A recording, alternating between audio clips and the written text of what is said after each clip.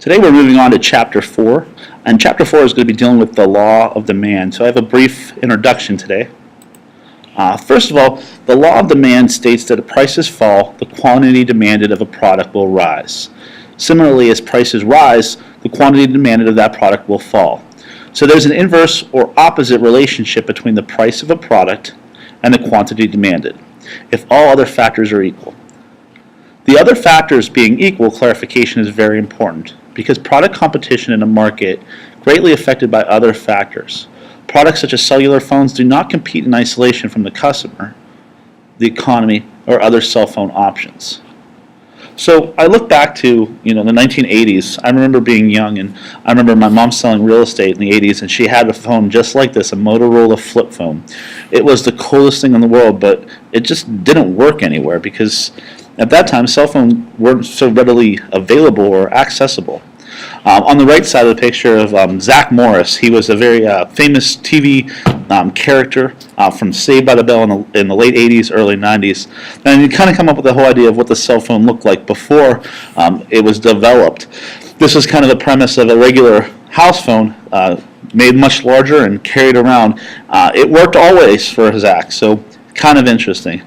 Now I'm going to sound really old, but when I was your age, I'm going to sound like your dad or mom, at this point, this is what I grew up with. And when I was in high school, you had this first phone here. It was really cool because it used to have a faceplate. This thing was a cover, and you were able to take it off and put a new one on so you could have different colors, and that's how you knew if you were cool or not.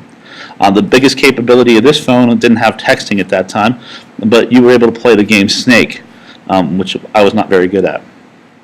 So these are different variations of the phone as they existed in the mid to late 1990s. Early 2000, you finally have the first flip phone that was readily available for customers. The brand was Nokia, and it was just your average type of phone. What was cool about it was it had the colored screen, and it did have a little bit of text messaging capability. However, nobody's cell phone plans actually really had that. So when we're looking at economic models and we're looking through the past, this is a really cool representation. What it shows you is from 1999 up into 2017. What you'll see here on these colors are, this represents the market or the amount sold of a cell phone. All right. On the bottom you see the major providers that existed at that time. At the beginning being Nokia, Motorola, Samsung, LG, and Apple. On this side, it shows how many million of phones that were sold.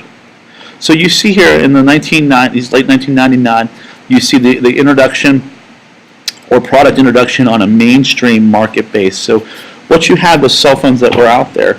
The ones before were so expensive or so unavailable that people couldn't buy them.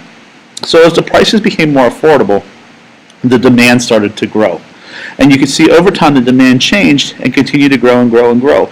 So as the prices drove down and the market expanded, we were able to see that relationship.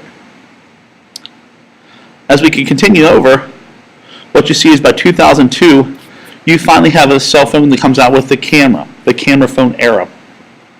This creates a new change or a new option for the cell phone, meaning that the price doesn't have to drop any longer, but a change or a peak or modification to the product changes the amount that's actually needed or made available to the public, which creates more sales.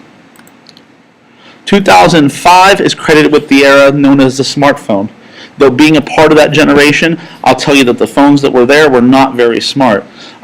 The changes in technology is it created a calendar account, you were able to text message, do things of that nature, but the phones that were out there included things like the BlackBerry, which had a full keypad, but they really didn't do what our cell phones of today actually do. You're not going to see that until 2006, and that's where you're going to see the touchscreen phone era, aka the age of the iPhone, where you see a different change. When you're looking up here at the top, you still see that the market's controlled up here by Nokia and Motorola, but you're seeing growth here in the Samsung market and also LG. So that even though it looks like Nokia is still the #1 provider at that time, you're seeing the growth of these other countries, meaning the market's expanding, so either other options are coming readily available or new products are coming out to grow that market. By 2010, you're going to see that the phones are just different. They're bigger, they're better, they do everything that they need to do. And what's interesting here is you see the emergence of this new company down here from 2006 on, which is going to be Apple. So you can see that growth, that steady growth of the product as things change. Now you have to remember, when the iPhone came out in 2006, it was only available on one provider, which was AT&T. So that really limited the amount of exposure that the company had until the company made the cell phones available on different purveyors like Sprint and T-Mobile and Verizon. Because they were so limited, it was very tough for Apple to grow at first. During this time, you also see companies like Samsung growing and companies that were really popular in the past, like Motorola, shrinking. I'll explain that in just a few moments why that happened. Companies like Nokia, they were able to modify what they were doing and create different variations of their product, meaning that there were still people who used the regular phone, there were still people who used the flip phone, and then they start bringing in some of these smart capabilities, so the demand was still there in a sense, though Samsung and Apple are going to take control of the market in its entirety. Now, fast forward, because this ends at 2013, if you look towards the future, 2014, 2016, this is the worldwide smartphone market share forecast. So when we look at right now, it's amazing to see Android, specifically through the Samsung platform, has grown into one of the largest companies or largest providers of cell phones. Though at this point, you'll see iOS or Apple having a large share of that. This aspect, remember, takes into mind all of the other major brands combined. You see Windows Phone and BlackBerry as the main four phones, where BlackBerry from 2005 has really fallen off of what was really happening. Now, remember, why does Android have a bigger share? What you've seen is a lot of countries have not allowed Apple to actually infiltrate the markets. So even though most of the Apple phones that we own today are made in China, China, for instance, does not allow the newest iPhone to be purchased in China. Their command economy does not allow those types of products to be bought into or traded into that. So you see a lot of controversies and lawsuits between Samsung and Apple for that reminder. But again, because of the change, if the companies didn't keep up, their demand fell because the products were outdated or antiquated, and new companies came out and took those spots and took that share of the market. So my question to you is, as we continue this discussion, is what non-price determinants in the cell phone market affect the product's level of demand? Now, we look at it from the sake that as we go back in time, being one of those, a child of the late 90s, well, I want to say that, I was born in the early 80s, but I was a young adult in the 90s.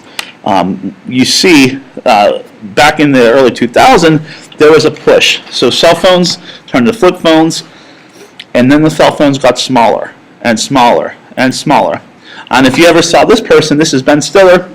He's a famous actor, and it was kind of a joke in this movie from the early 2000s called Zoolander, where his cell phone was the size of a key.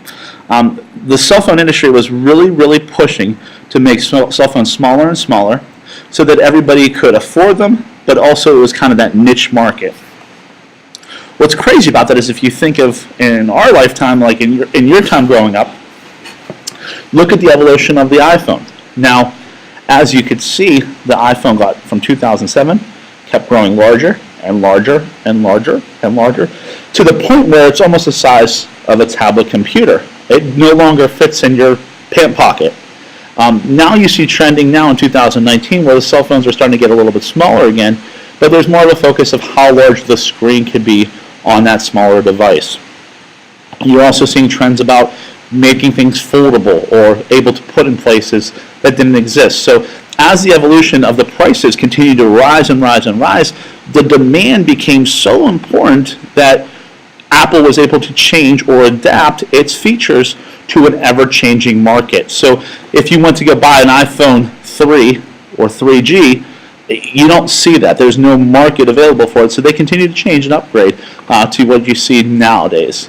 And again, to include, this is the iPhone that you see now with the three different varying sizes, where the sizes are actually getting smaller and smaller and smaller. So you have your Max, your R, and your iPhone X to show the different sizes, as again they become a little bit smaller. Now, flashback to what I was telling you before about the whole idea of the Motorola and Motorola changing. When I was your age, as again I feel really old, this was the phone that everybody wanted. No matter what, if you had a flip phone, you wanted the Motorola Razr. It was the coolest thing that you could possibly have. And I was super lucky to be able to get one. Now, by 2006, it sold 130 million. It had some small games on it, and you had texting capabilities, but again, we didn't really use texting that much. But the coolest thing about it was it had this front camera, so you were able to take pictures in multiple directions, though the screen was not very good, and the camera quality itself also was not very good. But what happened? When it reached its peak, people thought it was going to stick around forever in varying ways. This is exactly when, 2006, the smartphone came out. So the Motorola Razr, which was the coolest thing since sliced bread, all of a sudden died out. The sales became minuscule and small. And Motorola, the company, which relied all of its information on this phone, became quite antiquated. The prices fell, and the demand also fell because, again, it became outdated. So what do you demand? With the newest iPhones and Androids selling from $1,000 and above, would you buy that Motorola Razr if I sold it to you today for $25 and it still worked? Why or why not? In looking at this, again, the introduction, I'm going to go through briefly what we're looking at. So with these things like cell phones or with all different industries or products, what you have is the law of demand and how it interacts with other things. The first word here is initial. And initial means when a new product is introduced, the number of buyers may be small. The number of buyers and the demand may increase as positive opinions collect. Setting an affordable price can also attract those new buyers. So when you see these new products coming out, they try to wow you. They try to get you on board. They try to say, look, this is the coolest thing that's coming out. We need you to jump on board. The next word I have here is peak. And this is the second step of the law of demand. If a product gets into the market ahead of everyone else and captures customer loyalty, it can lead to significant sales and profit gains, especially when demand is growing and competition is minimal. A product may be experienced at higher levels of demand. Now for me, again, I remember moving here and getting my job at Montauk right in 2007. When I first came here, I had a Verizon cell phone, even though I really wanted the iPhone.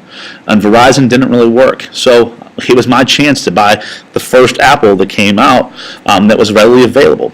So I went down to the Clearview Mall and I bought myself my first Apple iPhone. I had AT&T, and it worked really crappily. Is that a word? I'm not sure. It didn't work very well. So, I fought through it, but again, it was the first actual real smartphone where I was able to keep my schedules, take pictures, and it was just cool. It was what everybody wanted to have. So getting in that phone, getting my first smartphone, while here, I've created myself a loyalty to Apple. That's why to this day, I only have Apple products. I tried one time to switch over to an Android, but my loyalty to that brand, it just didn't work. So within a day, I ended up taking my Android back and went back to my Apple. So it just, once again, getting to that peak season. So now Apple, no matter how minuscule their changes are, everybody always wants to have the newest, the best, and the brightest. Other companies, they're going to have this period of decline, and that's when a product does not always remain in high demand. Taste could change, and the product may not meet the new market. As the manufacturers offer their own versions of products, new consumers may substitute the initial product with a competitor's alternative model. That's kind of that whole idea of here, when I talked about my Motorola Razr, it was great, but it didn't do what Apple did, and that's why it kind of lost its way. The last part is a revival. And what that says is a decline in sales is not the end of the product's history. Manufacturers may stop the decline by improving the product and its original features or by creating a new design. Recapturing the interest of a consumer can be the new phase of the product's sales history. So again, if Motorola were to come out with, again in the future, a super slim version of a smartphone, call it the Razr, that reboot might be popular. You hear that in certain things, like I know with my car, for instance. When I was young again, oh my gosh, now I'm sounding really old because I think that's the third time I said that. But when I was younger, the Mitsubishi Eclipse was one of the coolest cars that's out there. So people of my generation bought that car and they were able to go through, and I still have one of mine. Now in 2019, Mitsubishi doesn't even focus on cars any longer, but people my age who are having families, they're starting to grow up or they are grown up. And what they've done is they've re-released the model, the Eclipse, but now instead of it being a little sports car, it's a crossover SUV. That makes me feel, again, very, very old. So the whole idea of trying to revive or bring back that brand is imperative. They changed what the original company was offering and create a different type of demand for something that you might want. So now that you have that basic understanding, I'm going to have you look at an item that was seen on TV that survived the test of times through various different techniques, especially this revival stage. And this product is called the Chia Pet. Again, late 90s, well actually early 90s, late 80s, this product came out, had no purpose then, and it still doesn't have a purpose today, but it still sells quite frequently. What I'm going to have you do is I'm going to give you a couple links on a different page on your assignment, and you're going to look through and do a little bit of research about the Chia Pet.